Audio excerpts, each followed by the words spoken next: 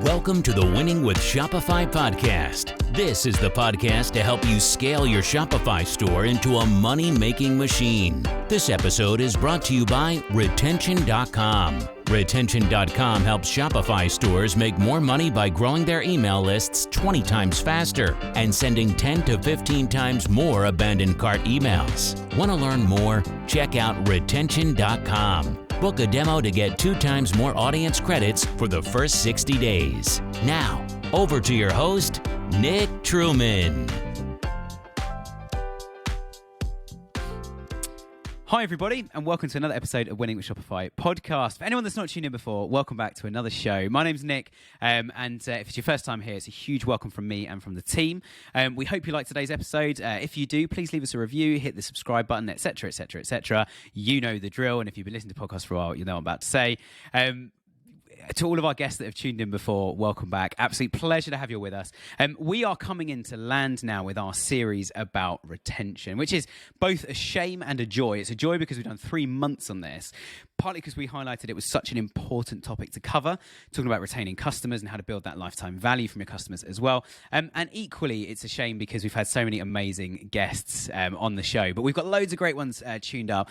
We have topics and sponsors lined up now for the next, I think it's the next sort of 6 to 9 months, which is fantastic. So looking forward to introducing something new in the next couple of weeks, next few weeks of time. But let's come on to today's episode. So today we're still talking about retention and we're still talking about lifetime value, but we're putting a slightly different spin on this. So we're going to go down the road of how can you, and this is a big question we're going to try and cover today with a guest I'll introduce in a moment. How can you design your website and your brand so well that people just want to keep coming back and keep buying from you? So as much as we've looked at great email campaigns, great social and great product, today we're going to look at website and how can you build an amazing web experience so people want to keep coming back and purchasing again and again and again. Therefore, if you're doing all the other things, it'll work really, really well. My very special guest today is both a good, someone who's become a very good friend in recent times, and also a phenomenal expert. His name is Ben Burgess, and he's founder of an agency called 11. So Ben, welcome to the show. Hey Nick, thank you very much for having me, and hello to everyone listening. Well, it's a pleasure to have you with us. And before we dive in, we ask all of our guests exactly the same questions. So I'm going to ask you today, Ben, tell us a bit about your background and a little bit about what you're doing now and a little bit, finally, about 11 as well. I nearly call it We Are 11 because that's your website. But yeah, that is the website, yeah. A little bit about me. I've been working in the world of D2C for, what feels like decades. You know, it's been a good decade and a half at least. And I've had a really eventful journey going through and mixing kind of the bricks and mortar with the whole e-commerce kind of merge and through to more agency world, finishing up in a great position working with Simba Sleep and exiting from Simba Sleep after helping them skyrocket in the mattress industry to then starting up 11. So as a founder myself, we're a small but agile team, and we ultimately work with D2C brands who are looking to kind of disrupt their space and make a difference. And I guess this is where we're going to kind of delve into a little bit today, is ultimately, understanding how to make that point of difference for those brands where they're all in a very noisy competitive space. And that's where we thrive. We're brand kind of led orientated, working obviously on the fantastic platform being Shopify, and facilitating all of our client needs in that space to drive sales with a bit of purpose. And that's hopefully a good intro about me. It is indeed. It is indeed. I've got several questions off the back of that. I won't ask all of them immediately, but I think one thing to flag quickly is we are going to come back to Simba, because I think Simba's an interesting one. And we mentioned before as well that you had previously worked with the guys from Purple Mattress, who we had on a few months ago as well, Dan and Chris, which is super exciting.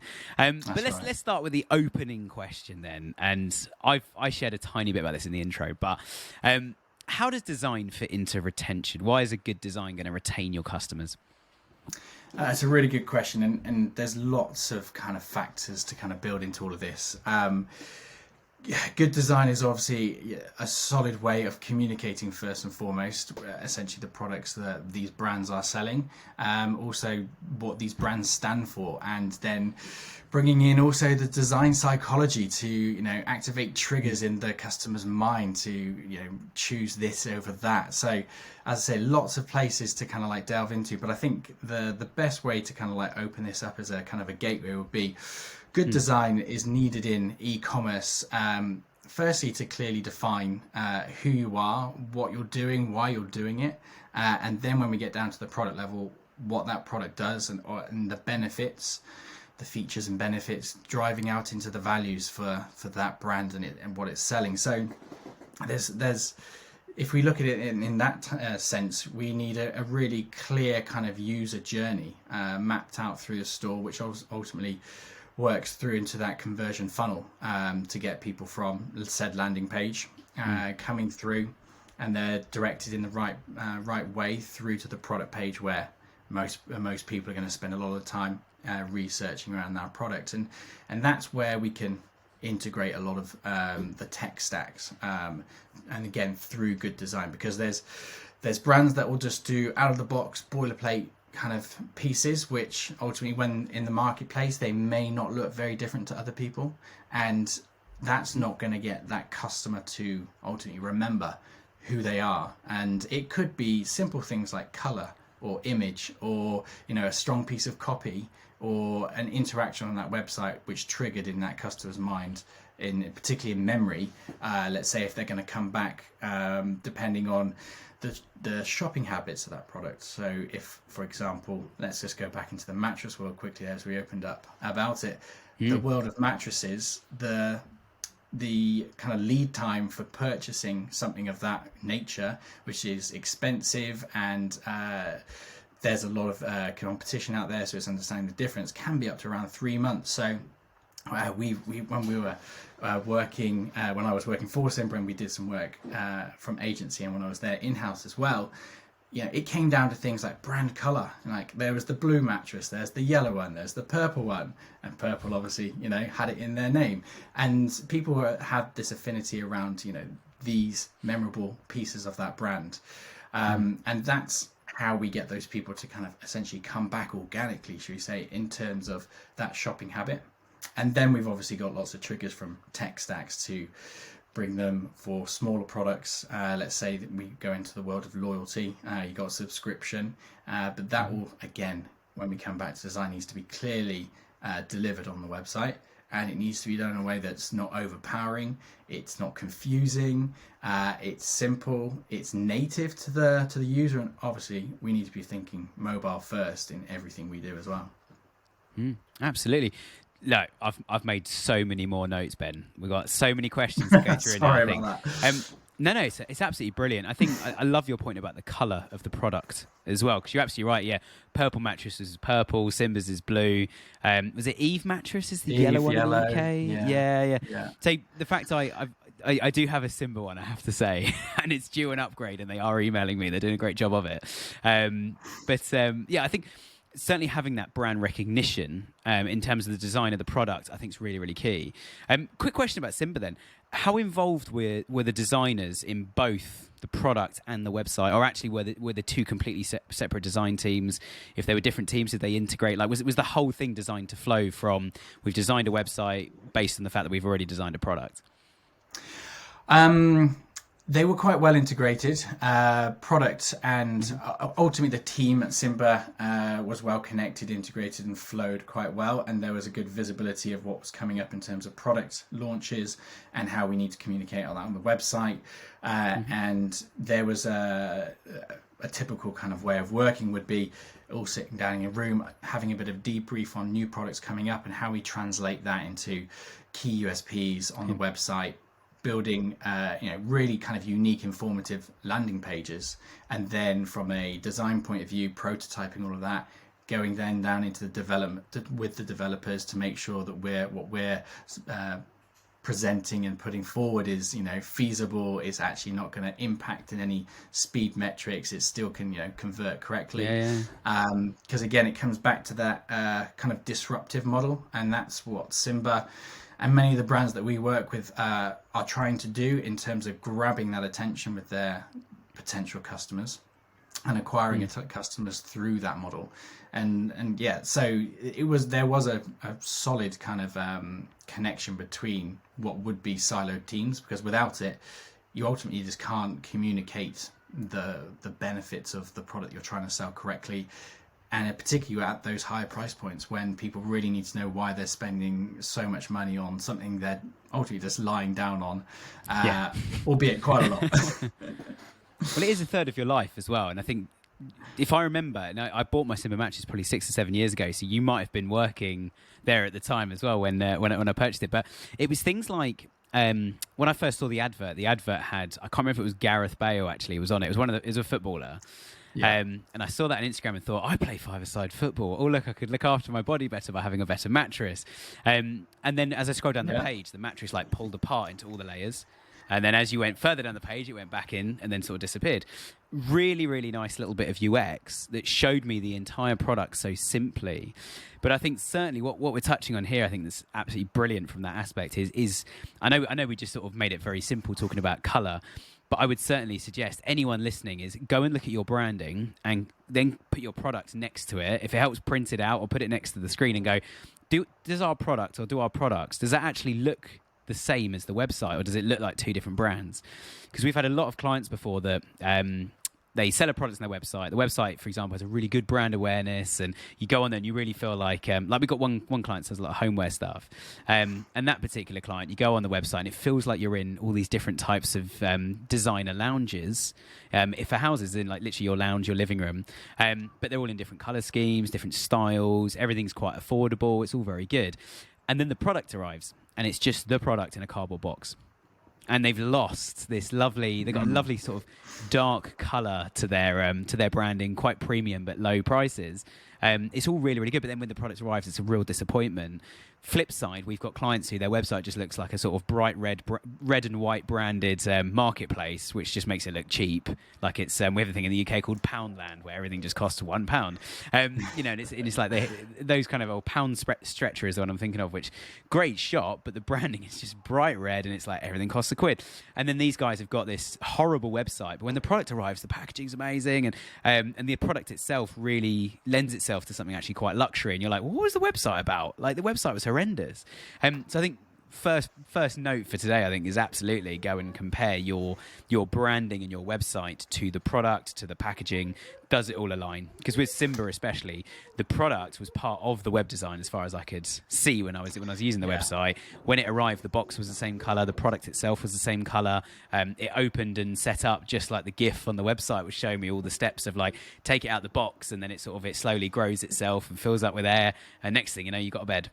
Happy days. So yeah, I think the whole story, I hear what you're saying in terms of the two teams being interlinked, to bring that whole brand story to life, and then when it arrives, do not disappoint anyone. You've got to live up to the expectation. It's got to be end to end, absolutely. It's the whole customer experience, going beyond the Shopify store ultimately, and that's so key in retaining customers for the long term. I mean, I'm sure we're talking about mattresses. I mean, it is probably the most boring product we have in our household, but it's memorable because of these things we've spoken about, particularly because of that branding, the opening experience of the box, even down to how that mattress was rolled in a box, because it then could be delivered, in a van to your door and brought upstairs. And that's the same for lots of brands we work with. We work with a great no alcohol brand, Days Brewing, and they are doing something very, very similar in the sense of great website, looking to optimize it, going through those atypical processes to make sure that user journey is correct. The conversion rate is growing, we're increasing AOV, but beyond that, we're working with them to really tell their brand story. For example, they give a charity donation of 2%, which matches the alcohol duty that the government applies on all alcohol brands. And so rather than people going, oh, you're an expensive brand, they're actually going, oh, you're a purposeful brand, you're actually doing something for good and harnessing the power of being alcohol free. But beyond that, the branding, is seamless from store to door. And then also the experiential activations as well, getting those products in people's hands. And taste is a big part in those kind of products. People need to taste it, and so you need to start building up this affinity. People going, actually, that is a really good alternative to alcohol, and it tastes great, and I really like what they're doing beyond the box, should we say, beyond the store. And that's that whole ecosystem, that kind of, we call it like just the halo. Very, very typical from the world of Apple, where you're introed into one product and suddenly you're a Apple aficionado. You're all in. You've got the iPhone, you've got the Mac, you've got a watch, headphones, you name it. And that's how we operate in terms of driving or harmonizing brand and web together to ultimately build that longer term affinity for those customers.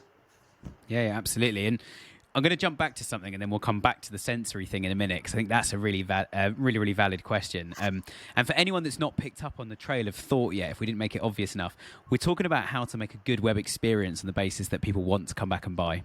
And that's why we're talking about these things. It might feel very customer acquisition, but equally, let's take the approach that if you acquire customers and they buy once, you need them to buy again. So if you make the experience really good, when they come back to buy again, they're going to go through that experience again. They're going to come to your website and they're going to use your website. The word I want to highlight, Ben, from one of the first things you said is the word trigger. So you talked about these different triggers that can trigger people, and I assume and I hope, to make a purchase. What do some of those triggers look like? I know you've mentioned quite a few, but let's line them up, because a lot of people will be sitting there going, okay, I want all of those triggers and I want all of them in a line. I'm going to try every single one of them, which we're going to advise against, I assume. But what are some of those triggers? Some of those triggers to get someone going, right, I really want to buy this thing. I can't wait to, we'll move on from the mattress. I can't wait to get some alcohol-free beer, drink it, and not have any of the side effects of hangovers and all the rest of it. You've mentioned a couple of triggers straight there for Days Brewing, any alcohol-free, the benefits to your lifestyle. So I guess bringing that back to web and design for those kind of like free retention opportunities, those triggers would be clearly indicating where, for example, these blockers might be. Let's say there's price issues for some customers saying, you're expensive compared to others in the market. The trigger would be at the add to cart button on the product page. You clearly define where the extra cost is, or how that money is being spread through good causes. And so you've kind of broken down that barrier.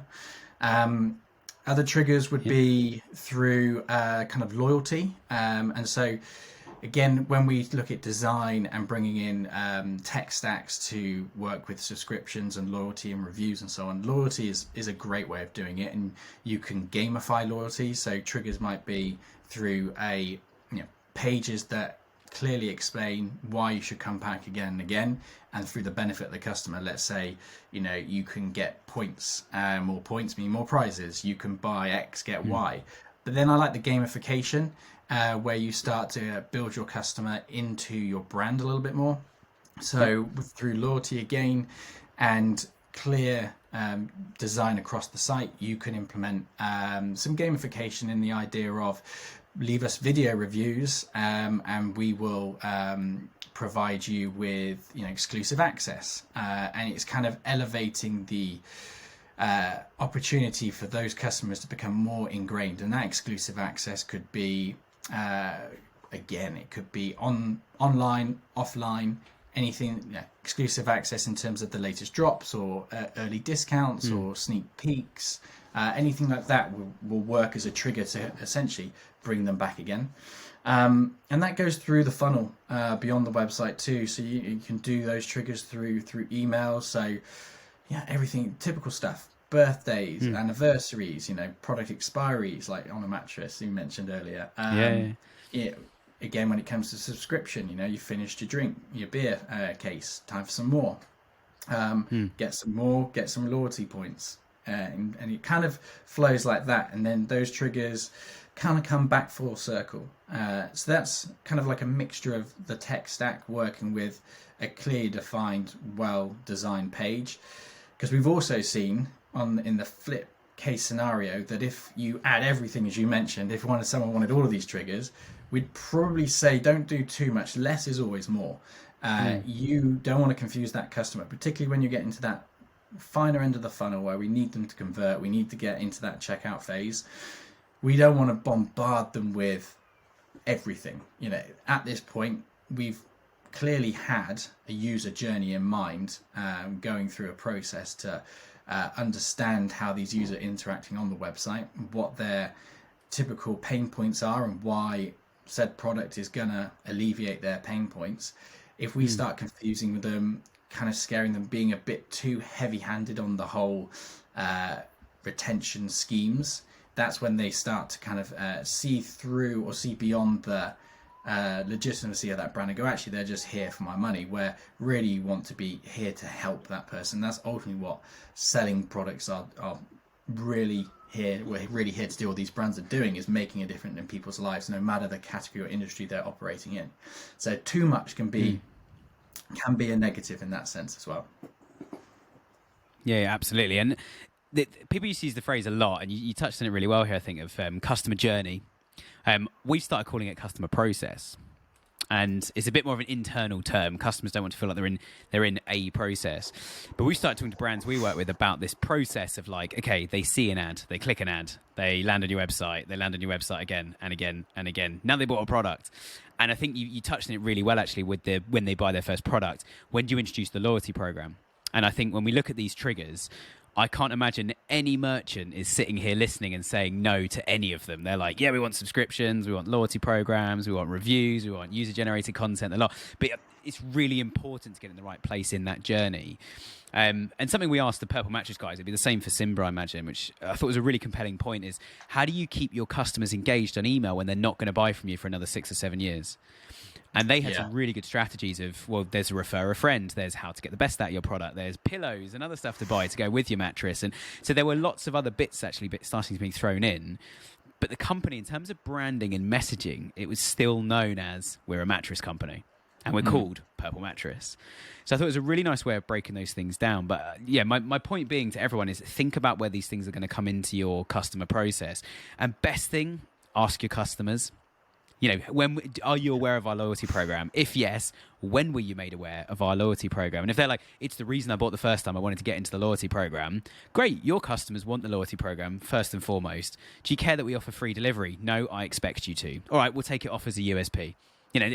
Don't do this because one customer said it either. It's got to be a massive thing. But I think getting that process absolutely right of where you ask for, okay, now we'd love a video, please.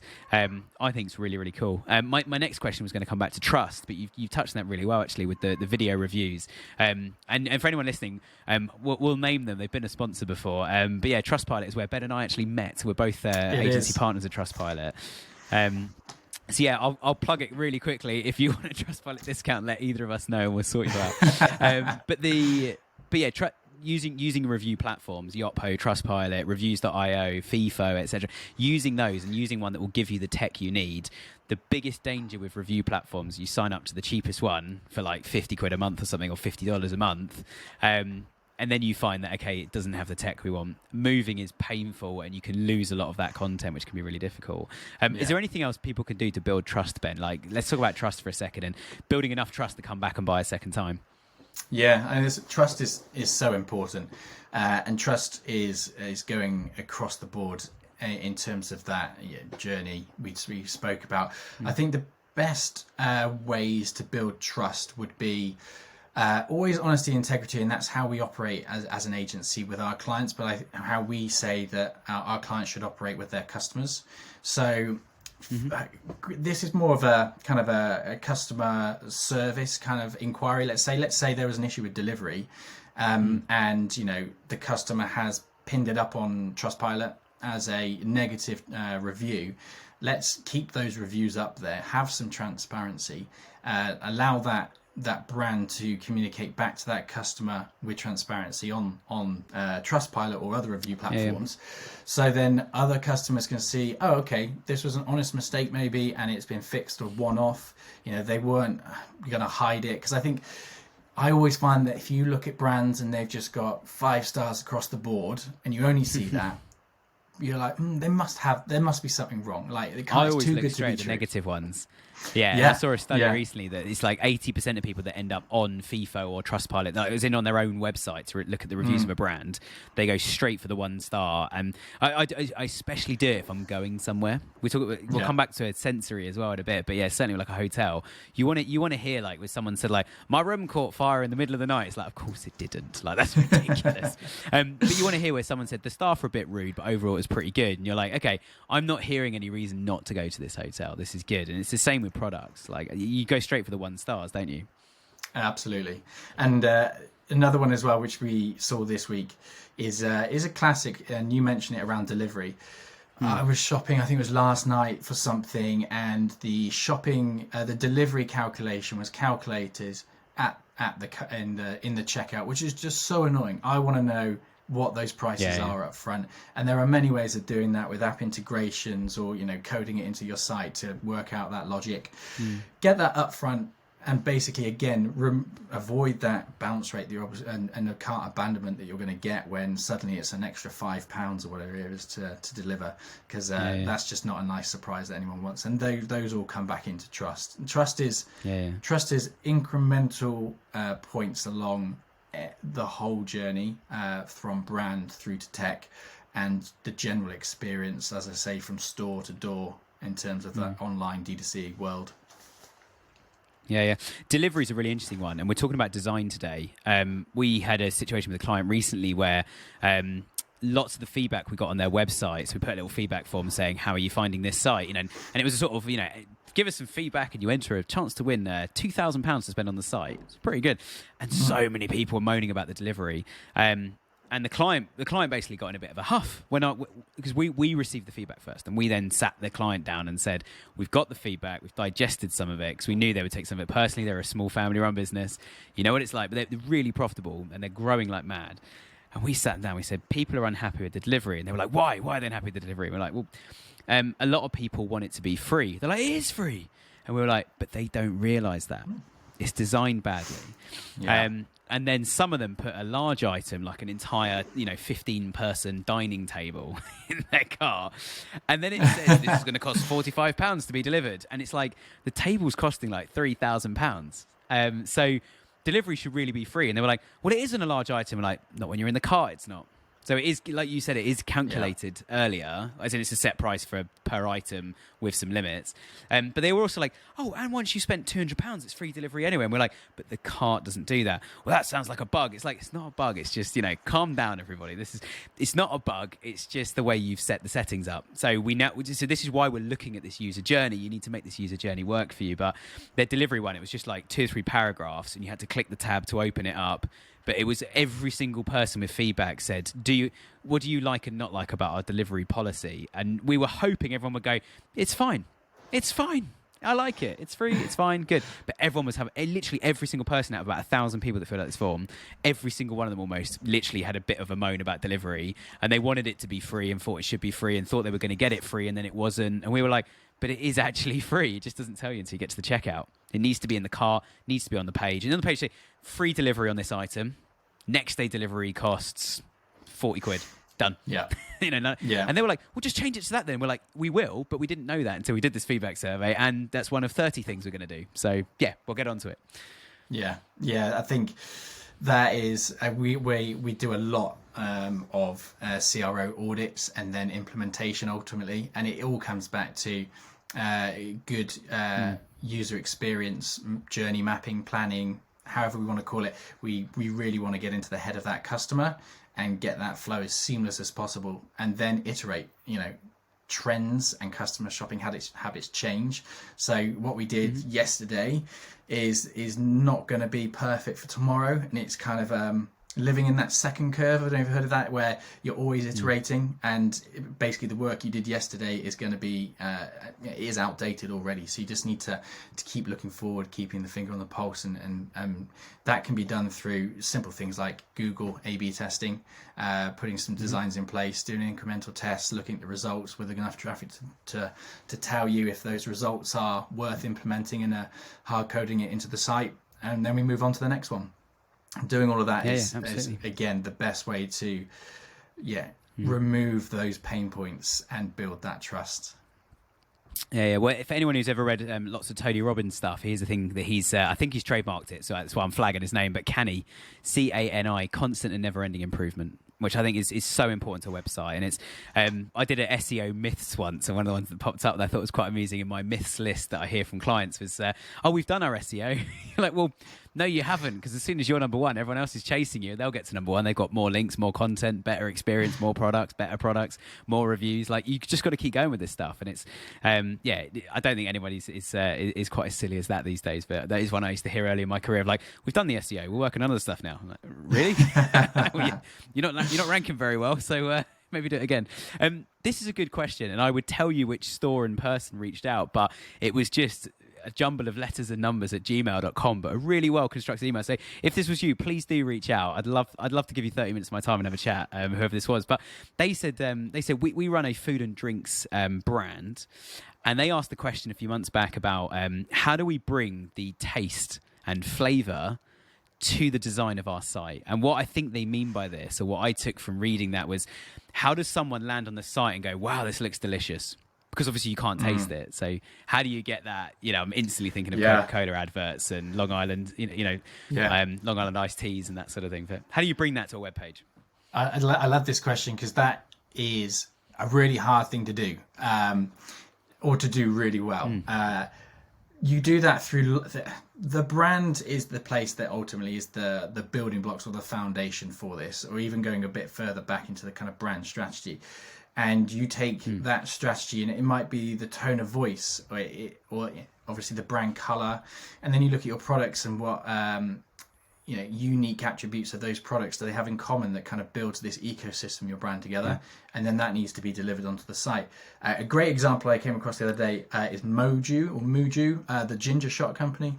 Go onto that site, you can instantly tell that little ginger shot is going to be hot and spicy through the bold, brash typography. It's thick and impactful, and you got these like big, strong colors of these gingers and yellows with the blacks, and straight away I know what I'm going to get from that. It's gonna either blow my head off or just be very spicy, kind of intense stuff. And I got that taste through that visualization, ultimately through that, and that's kind of the first step. And then it's tone of voice in terms of the written communication. Are you passive? Are you overly friendly? Are you cheeky? A bit witty? There's lots of different ways to kind of get across in terms of the tone of voice. And that again will deliver that tangible experience, which we're ultimately trying to get through an intangible experience online. And combining those is basically all the ingredients to this cake you're ultimately trying to bake. And when you get there, I think you'll see that if you're doing it well, when sales are coming in, but also your kind of customer contact is low. Let's say you are selling something that is taste, and people want to. It's a hard thing to kind of describe. It's quite subjective, should we say? And so if you're having low customer contact because your site is essentially saying explaining well what you're selling, then you're winning. Yeah, absolutely. I love that you went down that road, because I was thinking in my head, either Ben's going to go to the core of this brand, or he's going to go down the road of, right, you want to get some good images, and if it's a refreshing thing, have some, droplets of water dropping down the side of the can or whatever, which is very sort of Coca-Cola do a lot of that. Fanta do a lot of it. There's a brand, I don't know if you've got them in the US actually, but we in the UK have them here, which is Vimto, the fruitiest word I know. And I tried Vimto a few months ago for the first time, and it was really fruity. and I literally sort of thought, it lives up to the advert, doesn't it? It's not just factual, it's great marketing. But I love that you've gone to the core of that and using that Muju one as not Mojo, as a good example. I think that's really powerful actually, in saying like the font is punchy, it's in your face, it's loud, it's aggressive, because the flavor of the product is as well. And Yeah. I guess if you could give us the same sort of example, it probably applies as well to anything that you touch, for example. So like the Simba mattress is all about comfortable, and clothing is, comfy clothing company like a wintry coat or whatever. It's all going to be about warmth, and I'm out and about, but I'm fine. That sort of thing. Yeah.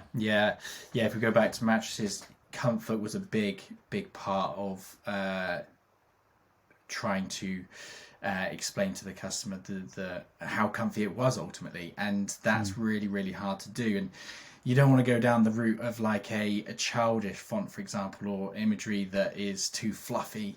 There you've got to strike a right balance, and so in that case in point, we bring in a bit of science to back it up, and it's through the mechanical use of springs and foam and all this kind of work. But comfort then comes through, again, imagery is a key one, and then that's where we probably come back to reviews actually, because ultimately the people who've already bought it, they're going to be the ones who are testifying against the comfort of all of this, and that's where that kind of like full circle, that halo effect comes back around again. Comfort is ultimately, if you've got a good comfy product, you're going to have to do well in terms of your website through tone of voice, the actual copy, the imagery, the color, font, the whole brand, and then that product's got to stand up to the test in the real world with your customers. Yeah. I'm going to ask you, depending on how long this is going to go on for, I'm going to ask you potentially quite a tough question. I'm going to give you a bit of context for when I asked this question, and then a bit more context of why I'm asking this question today when we're talking about retention and having a great website people want to keep shopping from. The question is, from a UX point of view, how do you fit in all this stuff that we've spoken about? And so I'll give you the two bits of context as well. The first one is from an SEO perspective. We are always trying to dump everything on the website, and we know we're fully guilty of that in SEO. We want breadcrumbs, we want links off to other pages, we want buying guides, we want the lot, and but we also want the products to be visible on the collection page above the fold, so you can go, I'm on a group of men's t-shirts, and I can just scroll down and scroll through these t-shirts. So that's the first bit of context. How do you design a page that has all of that stuff in it? And then the second one is probably slightly more on the product page, but across the whole site. How do you fit all of this stuff in from a UX point of view? Where do you start? Well, with your first question of like how we do it, I guess the workflow or the process we go through is quite atypical. We go through a user experience process mapping journey. So we make sure that we first have got everything we need to get from a product point of view, and then we work with partners like yourself to go, okay, we know the fundamentals. It's all well and good having a great product page or a listing page, but if people aren't getting there and Google's not crawling it to actually list it for what it is, it's a waste of time. So it's ultimately putting together the must-haves. We kind of have like a tiered package of like must-haves through to nice-haves, and implementing them quickly, and then it's a case of implementing design experience really, and understanding what works where and where it should go. And then on to your second question, which was, remind me, around the. Well, I'm gonna forget now. Actually, your second question was how do you actually fit all of this on a page? Yes, that's kind of question too. It's like, there's so much of it. Fitting on a page, that's tricky, because you want to make sure that accessibility is there as well, because you can't just go and shrink it all. You can't just go and hide it, because it needs to be accessible. So getting that in there is design hierarchy ultimately. So making sure that we've got the right information at the right place for when the user needs it, and kind of matching it back to a bit of a conversion funnel in terms of the user and how they're trying to pick up this information on the site. So, what's important to them? Price, description. If it's a product that has, tables in terms of sizes, make sure that that's available, but you don't need to have the whole sizes open all the time, because that might push down other relevant content. So put that into, collapsible concertinas or pop outs if necessary, or you can have other dedicated pages which might house some other specific content, which is more kind of, let's say, evergreen to the wider product catalog. Yep. So you can have that outside the page. FAQs are a fantastic one to do as well. There's lots of kind of little tools in the box that you can put from essentially a top-down vertical page. You can also implement, horizontal scrolling as well to kind of really use your kind of screen real estate, because we're working in those spaces and we've got the ability to do it. When it comes to mobile, people are quite intuitive to, get that thumb scrolling left and right, up and down. And we can do triggers as well, time triggers, positional height scroll triggers as well, to deliver specific information when needed ultimately. Yeah, absolutely. The two things you mentioned right at the end there that I want to pick up on quickly, because I think they're really relevant. One of them is tools, and if anyone's not used it before, Hotjar is the one that springs to mind, but there's lots of good tools that you can literally watch videos of people using your website, and they're not expensive tools. Going back to something you said right at the start, though, that just absolutely was singing my tune, if you like, was talking about page speed.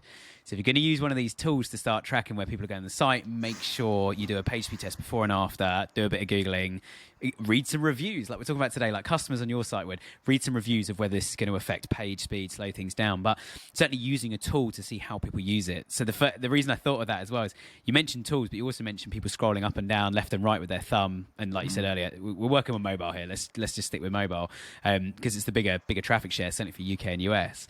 But you want to see how many people actually do know to swipe left and right. And then I assume from a design perspective, you go, they're not using the left-right scroll. Let's put 2 arrows on. You can either click or you can then just swipe and see if they pick up on it. Nice, easy fix to a problem. But you don't know without the numbers or the watching people go, okay, no one's actually scrolling there. And the stats tell me that. Yeah, absolutely. Yeah, you've got to test. You've got to talk to your customers, look at your customers, and make objective changes based on your customers. Yeah, nice. And the last one I'm going to pick up on quickly, just before we come into land, timed triggers. Such a good idea. Not just, I always find that people think it's an SEO thing to not have pop-ups, banners. I always make the point of like, Google hates them because people hate them. Like, Google is not sitting in its little sandbox going, everyone has to play my way. Google is trying to learn what does as much as I do say Google are evil thieving Watsits, which is literally printed on our wall in the office for a Google agency. That's what we think. But Google they're very good at going, okay, how are people using something right now? How do we want them to use it?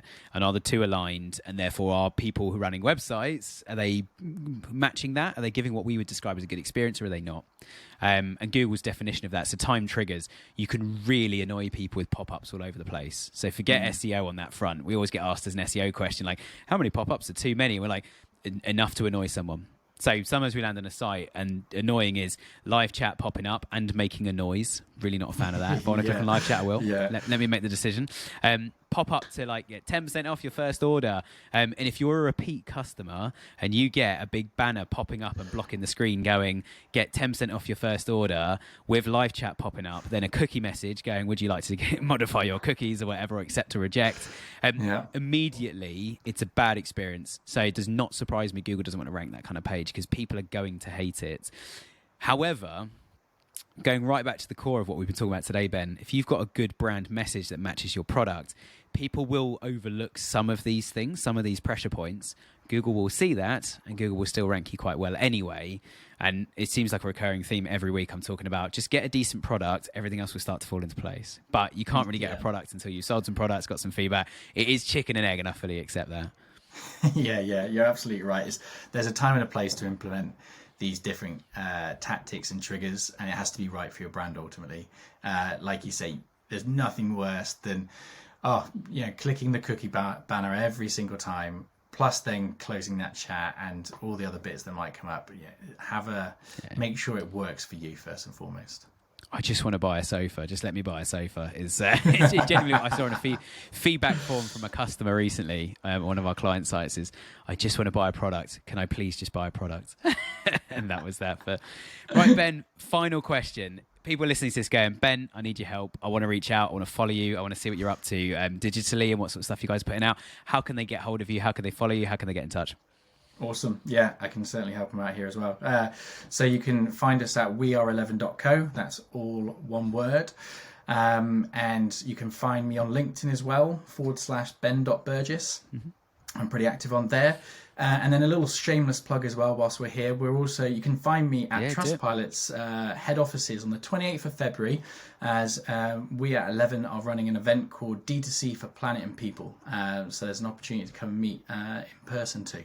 And you can find all of that information if you just have a little search on Eventbrite. Nice. And just to flag as well, it is in London. A lot of our audience is in the US, gutted. I'm going to be doing everything I can to get there, Ben, but all you need to do is send me an invite, because you haven't sent me one yet. So as soon as I get an invite, I'll be on the list. Sorry. That's all right. That's all right, not to worry. But thank you so much for joining us today, Ben. I really appreciate your time. It's been great to have a chat. Thank you very much for having me. It's been an absolute pleasure. Really interesting to chat, and I hope everyone who was listening enjoyed it. Amazing. And thanks everybody for tuning in. If you haven't already, hit the subscribe button, all the things I said at the beginning. If you want to sponsor, get in touch, or ask a question, or you want to come on as a guest, we don't charge merchants to come on, by the way, and some of the tech tools. If you want to get involved, find out what's going on, go on our website, winningwithshopify.com, fill out any of the forms. They come through to myself and through to Byron, who organises everything. So ping us, we'll get back to you. And also, if you've got any questions on a e-commerce level, you want to ask me anything about PPC, SEO, CRO, all the different things we talk about in the podcast, feel free to reach out and I will do my best to respond to as many of you as possible. Some months it's difficult and some months I do manage to get back to absolutely everyone. So hope to hear from all of you and hope to have you all again with us next week. We never miss a Friday is our new motto, which we have missed one or two, but we're doing our absolute best. So we'll post again next Friday. Thanks for tuning in and we'll see you again soon.